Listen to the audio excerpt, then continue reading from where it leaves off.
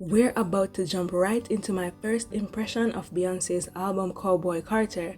The first time I listened to this album, I literally rated each song out of 10 and made notes. Let me know if you guys agree with my ratings. First up, American Requiem. For this song I wrote, was she high while recording? And OMG, looking back, that was crazy to say. The part where she kept saying "look a dear" sounded unhinged to me, and on Instagram I said POV, me listening to American Requiem. I just wasn't feeling it, but it was the same with Heated on Renaissance. The part where she said yada yada ya boom boom kaka, I thought it sounded crazy until it grew on me. I gave American Requiem a 5 out of 10 on the first listen and 5.5 on the second listen. It was great vocals, but still. Next up, Blackbird. I wrote that it was giving old B. The vocals were soothing, a little boring, but I loved the message, 6 out of 10, and on the second listen, I gave it a 7. Next up, Protector. OMG, Rumi's little voice was so sweet to hear. A beautiful love song to Rumi, 7 out of 10 and 7.5 on the second listen. At first, I thought My Rose was a self-love story. I was just so in love with the song and I wished it was a full song. I wrote that it was so effing beautiful, but now I know it was dedicated to Sir, and apparently it was called Mr. Sir originally. My reaction on Instagram was saying how so far My Rose is the best on the album, and yet it was so short.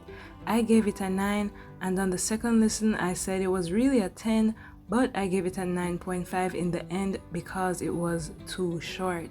Then we have Bodyguard. It started with a sexy vibe. I loved it immediately. I gave it a solid 10 out of 10. It needs to be a single.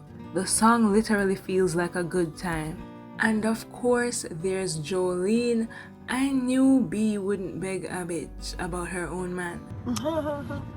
I know that's right, bitch. I love how she flipped it, and also how she said 20 years in reference to her relationship with Jay-Z, making it a bit more personal. Also, when she said Creole Banji bitch, that gagged me. I'm quick to check a bitch if she is out of line. 8.5 out of 10. We have Daughter. Daughter had me wanting a rosary at first because of the mention of murder and all of that stuff. The line when she said colder than Titanic water stood out to me. I was like, oh, she means business. Then the Italian language was a surprise. She gave heavenly siren-like vocals, 9 out of 10, and on the second day, it got promoted to a 10. You have been promoted. Next up, Spaghetti. Now this song really gagged me. Let me hear one more person say she's not a rapper. She sounds like Kendrick Lamar to me on this track. I gave it a 7 out of 10. Alligator Tears. It didn't gag me, but it wasn't boring, it wasn't bad. It's a little above average. Still gave it an 8, but on day 2 I gave it a 6 out of 10. Now, Just for Fun was the opposite of what I thought it was. I thought it would have been an up-tempo. Again, this song also reminds me of something Beyoncé would have done in like 2009. I gave it a 6 and a 6.5 on day 2. For Two Most Wanted, Miley and Beyoncé sounded so good together. 8 out of 10. OMG. I said I wanted this song to be about her booty, and it was low-key. She gagged me so bad with this slow, sexy tune, talking about she's an effing animal. She snapped.